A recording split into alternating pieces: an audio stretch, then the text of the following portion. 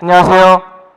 부사관 지적능력평가 언어논리력 강의를 맡은 윤철훈입니다. 반갑습니다. 자, 육해공군 지금 시험이 계속 실시가 되고 있습니다. 시험에 대한 고민이 많으실 거라고 생각이 되어지는데요. 오늘 저와 함께 언어논리력 강의를 들으면서 우리 부사관 시험을 어떻게 준비해야 되고 어떤 방식으로 시험이 실시되고 있는지 우리가 알아보도록 하겠습니다. 우선 지금 부사관 시험은 지적능력 검사를 1교시로 시작하여 실시되고 있습니다. 자, 따라서 시험의 처음 시작인 이 지적능력 검사를 효과적으로 잘 치르고 그 다음 시험을 보다 잘 봐서 좋은 성적을 거둘 수 있다면 아마 여러분들에게 좋은 결과가 있지 않을까 이렇게 생각이 됩니다. 자, 그래서 오늘은 첫 시간은 오리엔테이션으로 우리 지적능력 검사뿐만 아니라 이 부사관 시험이 어떤 식으로 진행되고 있는지를 먼저 좀 소개한 다음에 그 다음에 제가 기출문제를 통해서 오늘 배울 언어논리력 파트 문제 유형을 학습하도록 하겠습니다. 자, 우선 칠판 한번 보시면은요. 자, 언어논리력 은 첫 파트로 제가 먼저 본다고 했죠. 그래서 언어논리력 시험이 처음으로 실시가 되고 1교시예요. 그 다음에 이제 자료 해석 능력, 공간 능력, 지각 속도, 상황 판단 검사 이런 식으로 지적 능력 평가 문제들은 이렇게 5가지 종류의 형식으로 출제가 되고 있습니다. 그러니까 여러분들도 시험을 준비할 때 물론 여러 교재들을 가지고 지금 공부를 해 보시면 알겠지만 이 언어논리, 자료해석 능력, 공간 능력, 지각 속도, 상황 판단 검사 파트를 가지고 각각의 문제 유형들을 확인하고 그 다음에 이러한 유형들이 출제가 되고 있구나라는 걸 참고해서 계속 연습하고 그 다음에 반복적으로 풀이를 한다면 지적능력 검사 문항에서 여러분들 좋은 성적을 거둘 수 있을 것입니다. 자, 그래서 우선은 이런 시험 내용들이 왜 출제가 되고 있는가라는 것도 한번 좀 생각을 해볼 필요가 있을 겁니다. 지적능력 검사는 이제 부사관 업무 수행 능력을 사실은 평가하는 문항이거든요. 그래서 우선은 기초 능력을 측정하는 검사입니다. 그래서 언어논리력과 자료에서 공간 능력, 지각 속도, 상황 판단 검사 파트는 이렇게 나뉘어져 있지만 이러한 검사의 목적은 결과적으로 얘기하면 부사관으로서 원활한 조직 생활을 할 수 있는가 없는가를 판단하는 그런 시험이라고 여러분들이 생각해 주시면 되겠습니다.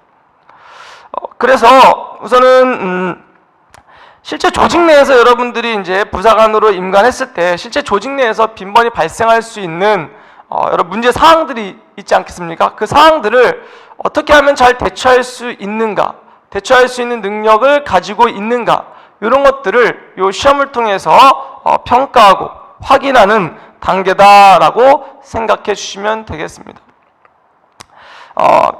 따라서 이 직업생활에서의 언어 능력은 우리가 이제 결과적으로 조직이라는 조직이지 않습니까? 부사관이라는 군대 조직인데 그 조직 내에서 이제 그 조직을 어떻게 하면 효율적으로 이끌고 또는 이제 조직원 간의 어떤 사기들을 좀 진작시킬 수 있는 그런 능력들을 갖추고 있는가 여부를 판단하는 겁니다. 그래서 이렇게 전체적인 내용들은 이렇게 진행이 되고요. 그 다음에 지금 얘기했다시피 목적은 지금 여기서 보면은 조직원 간의 사기를 진작할 수 있는 능력이 있느냐, 그 다음에 원활하게 또는 자기가 전달하고자 하는 정보를 정확히 전달할 수 있느냐, 그 다음에 설득의 목적, 즉 상대방을 내가 원하는 방향으로 잘 설득할 수 있느냐, 그런 능력이 있는가를 판단하는 시험입니다. 자, 여기까지가 이제 전체적인 우리 부사관 지적능력평가 시험의 전반적인 이야기를 이렇게 했고요. 오늘 제가 담당할 언어논리력 파트는요, 결과적으로 이제 논리적으로 이해하고 표현하고 이해와 표현과 어떤 비판하는 언어 이해력을 제대로 갖추고 있는가 없는가를 확인하는 그런 시험이라고 보시면 되겠습니다. 자, 그래서 언어 표현력의 종합적인 능력을 측정한다. 이렇게 참고로 머릿속에 좀 집어넣어 두시고요. 그걸 가지고 이제 세부적인 내용들을 가지고 이 언어 능력을 측정한다. 이렇게 알고 넘어가면 되겠습니다. 그럼 어떤 문제가 나오냐? 그동안에 이제 기출 문제라든지 아니면 어떤 여러 출판사의 문제라든지 또는 저희 교재에서 보았듯이 출제되는 파트들은 기본적으로 언어에 대한 기본 이해를 바탕으로 한 문제들이 출제가 되고 있습니다. 언어에서 가장 기본이 되는 게 뭐라고 생각하십니까? 자, 언어에서 가장 기본이 되는 거는요, 아마도 기본적인 언어 문장을 이루기 전에 있는 작은 단어들의 조합이 아닐까 생각합니다. 그래서 시험에서도 마찬가지로 언어 논리력의 문제는 다이어, 동의어, 한자 등의 어떤 어휘력을 묻는 문제들이 출제가 되고 있습니다. 그 다음에는 문장의 배열, 그 다음에 속담이라든지 문장의 짜임, 그 다음에 논리적인 오류를 찾는다든지, 그 다음에 글에 또 제목을 붙인다. 이건 결과적으로 하면 이제 주제 찾기가 되거든요. 주제 찾기. 그 다음에 요약하기. 그 다음에 접속어 넣기. 또 여기 주제 찾기가 있네요. 결과적으로 이거랑 갖다가 보면 되겠고요. 그 다음에 논지에 맞는 내용 찾기. 그래서 결과적으로 말하면 지금 보면은 논리적 오류 찾기라, 죄송합니다. 글의 제목 붙이기나 또는 논지에 맞는 내용 찾기나 주제 찾기나, 결과적으로 말하면 글을 잘 읽고 잘 이해할 수 있는가 여부를 여러분들의 어떤 능력을 묻는 그런 문제라고 보시면 됩니다. 그래서 다양한 글을 좀 읽고 거기서 이제 논지를 파악하고 또는 중심 내용을 찾고 이런 것들을 반복적으로 학습하면 저런 긴 글들의 문제들도 적절하게 풀어낼 수 있지 않을까, 이렇게 생각해 볼 수 있습니다. 자, 이렇게 해서 이제 언어 논리력의 어떤 문제 출제 유형들을, 문제 출제 내용들을 살펴봤고요. 그 다음에 넘어가면은 이제 다음에 기출 문제가 좀 나올 텐데요.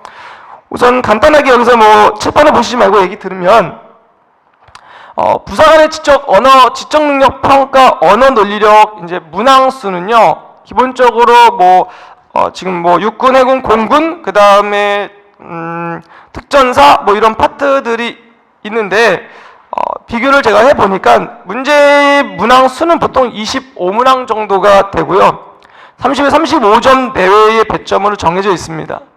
그리고 중요한 건 이제 시간의 배분 문제인데, 여러분들이 시간이 지금 배분할 때 지금 이 부분에 주어진 시간이 20분 정도 내외라고 생각하시면 될 것 같습니다.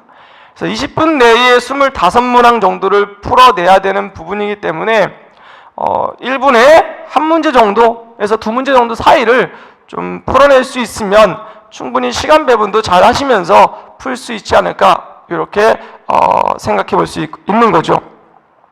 그래서 우리가 요 20문제, 25문항 정도를 풀기 위해서 국어의 전반적인 파트를 다 이해하고 모든 것을 다 알고 시험에 임한다는 건 사실 좀 무리가 있을 수 있거든요. 그리고 부사관 시험 자체에서 문항도 일반적인 우리 고등학교 고교 과정에서 나오는 파트들이 나오기 때문에 그걸 전반적인 어떤 고3 과정까지 모든 것들을 다 하겠다, 이런 건 좀 무리가 있고요. 지금 여러분들이 가지고 있는 이 교재에 나와 있는 내용들 또는 어휘들, 그 다음에 이제 좀 이따 또 뒤에 나올 접속어 관련된 문항들, 문장 배열들이라든지, 그 다음에 또 빈칸 넣기, 어휘 찾기 이런 것들이 있거든요. 이런 것들을 반복적으로 학습해서 공부하시면 충분히 높은 점수를 얻을 수 있을 것입니다. 자, 그렇기 때문에 우리가 이 문항을 이해하고 문제를 풀고 문제 유형을 확인하고 이런 작업들이 가장 좋은 학습 방법이라고 생각하고요. 저도 이제 여러분들하고 이제 계속 좀 수업을 진행하면서 강의를 찍으면서 그런 방식으로 수업을 좀 진행하려고 합니다. 그래서 여러분들 참 처음 접한 어휘라든지 그 다음에 잘 몰랐던 어휘들은 좀 정리를 해드리고요. 그렇지 않고 평상시에 여러분들이 잘 알 수 있는 어휘들은 사실 지금 이 시간에 그 부분은 이제 언급만 해드리고 자세하게 나갈 부분들은 여러분들이 잘 접하지 못했던 부분들만 좀 자세하게 언급하도록 하겠습니다. 자, 그러면 좀 이제 이해가 되셨죠? 문제가 어떻게 출제가 되고 있고 지금 어떤 방식으로 진행이 되고 있고 어떤 유형이고 이런 것들 좀 참고가 되셨을 거라고 생각이 되고요. 또 참고가 좀 됐으면 좋겠고요. 자, 이제부터 이제 이렇게 해서 오리엔테이션은 좀 마무리를 하고요. 그럼 오리엔테이션을 넘어가서 우리가 실질적인 문제 유형들을 보면서 이 문제가 이렇게 출제가 있구나. 그래서 기출을 통해서 한번 유형을 확인해 보도록 하겠습니다. 그 유형이 확인만 된다면 여러분들 앞으로 문제를 접하거나 또는 다양한 어떤 다른 문제를 볼 때도 어떤 그 문제를 보는 눈이 생길 겁니다. 그래서 그걸 가지고 문제를 좀 더 쉽게 풀어갈 수 있었으면 하는 바람입니다. 바람이죠? 네. 자, 그러면 기출문제, 우리 교재가 있죠? 저희 교재 10페이지 한번 보겠습니다. 기출문제가 있거든요? 요거는 좀 지우고요. 자, 기출문제 이제 첫 번째 문항을 한번 보시고 얘기를 한번 나누도록 하겠습니다. 첫 번째 문항은 다음 글의 문맥상 밑줄 친 어휘의 뜻으로 적절한 것은 이렇게 나와 있거든요. 그래서 첫 번째가 이제 1번 문제 이제 어휘의 뜻이에요. 어휘의 뜻. 그래서 아까 우리가 여기서 얘기했던 뭐 다이어, 동의어, 한자어 결과적으로 하면 어휘력을 묻는 문제입니다. 그래서 어휘의 뜻을 묻는 문제인데 지금 첫 번째 문제 1번 문제에서는 여러분들 거기 보니까 뭐 이르집어라는 단어가 나와 있어요. 이르집어. 자, 그럼 이르집다라는 단어가 나와 있는데 여러분들이 지금 그 보기에 나와 있는 글을 뭐 보신 분들도 계실 거고 보시지 않은 분들도 뭐 계실 거라고 생각이 됩니다. 근데 그건 전혀 상관이 없습니다. 여기서는요. 이런 어휘 문제는요. 앞뒤에 있는 단어들, 앞뒤에서 나와 있는 어휘들을 가지고 문맥적 의미를 파악하면 좀 더 쉽게 파악할 수 있다. 이 점만 좀 분명하게 명심하면 됩니다. 그래서 앞에 하고 뒤에 나와 있는 단어들을 중심으로 좀 이해를 해두시면 되는데, 자, 앞에 나와 있는 단어만 한번 제가 한번 정리해 볼까요? 우리 집사람이 줄기차게.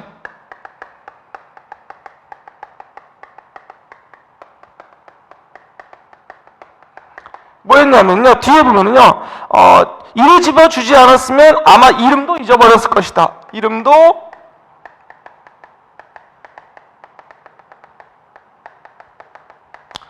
것이다. 이렇게 되어 있거든요.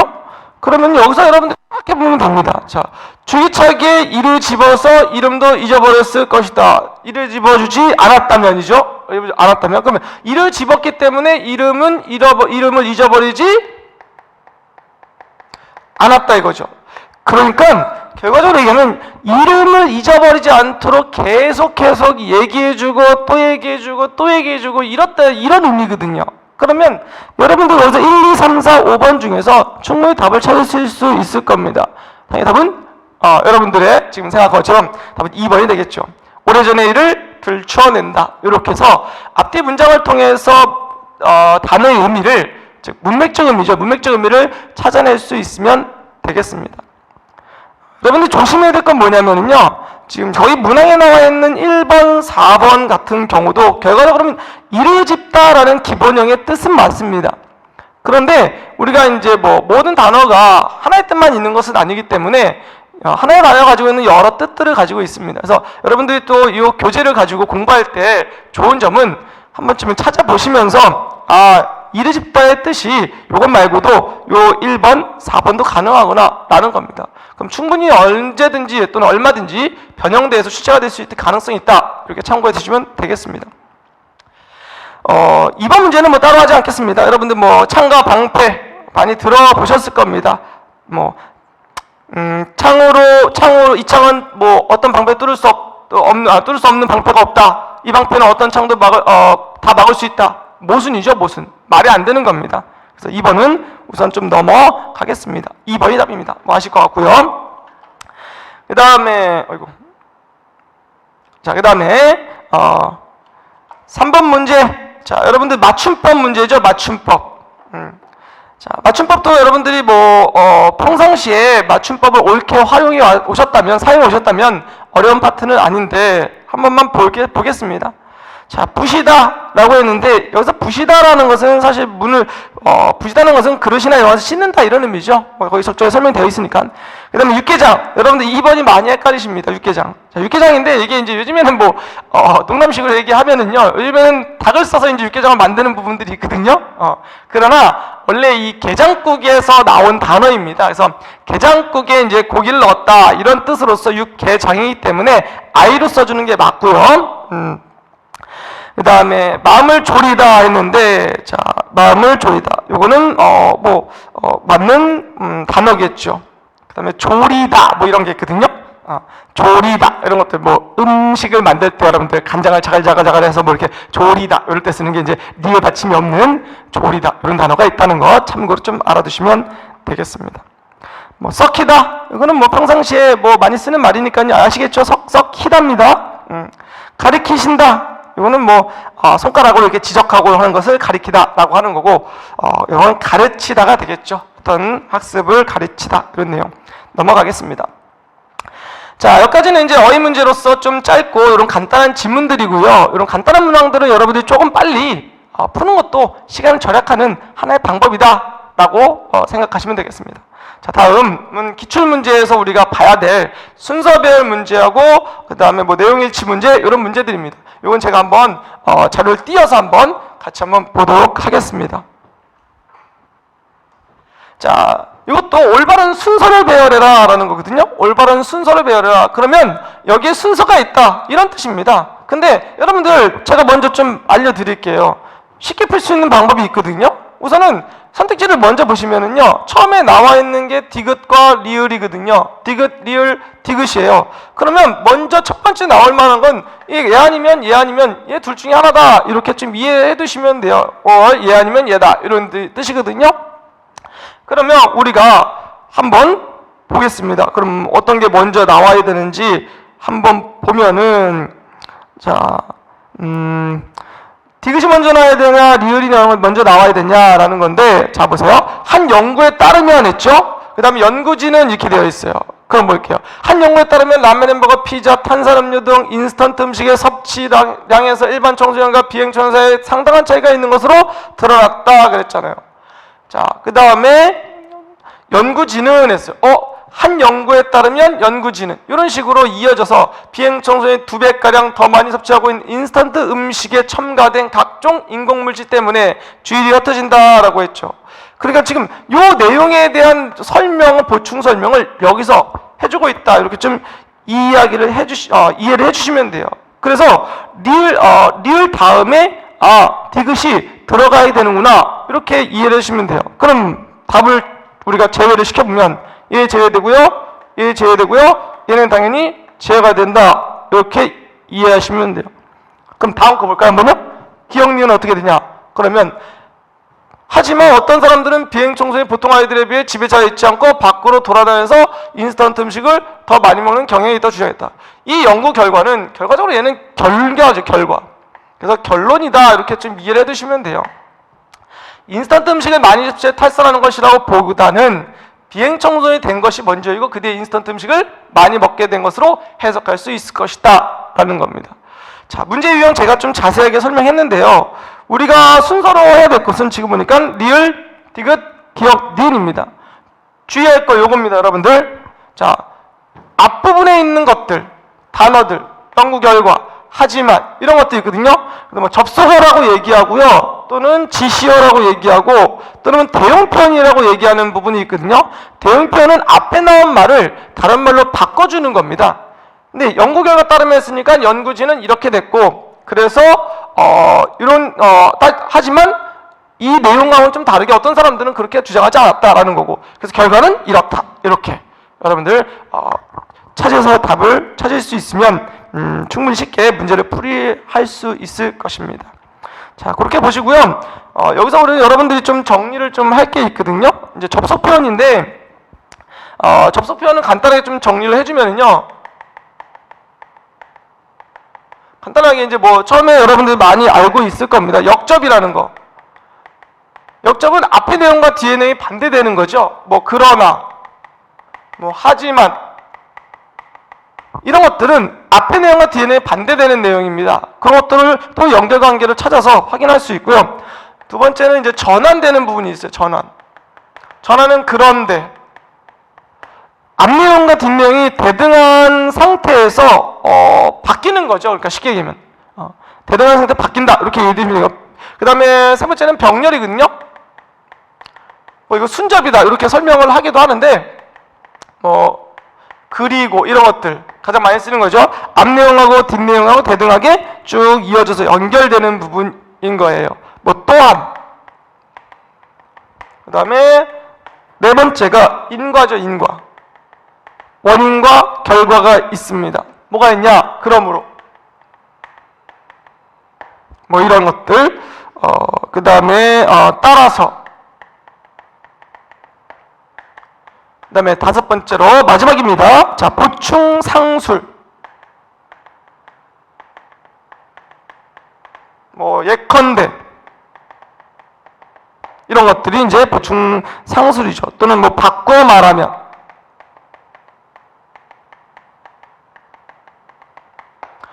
이런 것들이 있다라는 것만 참고로 좀 봐두시고요. 가장 많이 나오는 부분들은 뭐 역접이니 병렬 순접이니 전환이니 인과니 뭐 보충상술 이런 것들 확인해 두시면 됩니다. 자, 이렇게 해서 이제 순서 배열 문제는 그런 것들을 활용해서 쉽게 풀 수 있다라는 거 말씀 한번 드리고요. 다음 거 넘어가겠습니다. 자, 다음은 글의 내용과의 어떤 일치 문제죠. 일치 문제. 일치성 문제인데 결과적으로 얘기하면 일치 문제라는 것은 내용이 나와 있는 것과 일치하냐 하지 않느냐라는데 쉬운 방법은 이겁니다. 나와 있는 것들하고 하나씩 확인하시면 되거든요. 근데 이 문제 유형 보시면 알겠지만 하나씩 확인한다고 또 되는 게 아니에요. 지금 보니까. 왜냐면 그 문제를 똑같이 그대로 갖다 쓰지 않거든요. 그래서 한번 내용만 제가 한번 볼게요.